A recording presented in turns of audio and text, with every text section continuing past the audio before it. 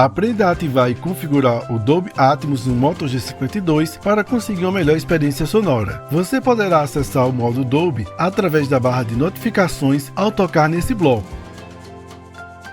ou ao tocar em Configurar, Som e Vibração, e em Dolby Atmos, leia o informe e em seguida toque em Avançar e em Continuar.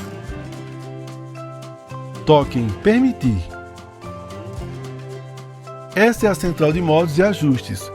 Em áudio inteligente, o som será ajustado automaticamente. Você também poderá escolher outros modos pré-definidos de acordo com o momento. Os modos são os seguintes: músicas, filmes, jogos e podcasts.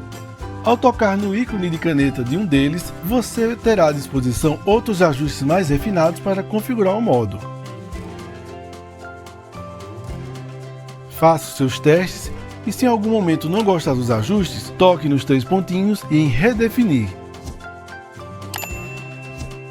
Esse vídeo talvez sirva em outros aparelhos da Motorola da mesma geração.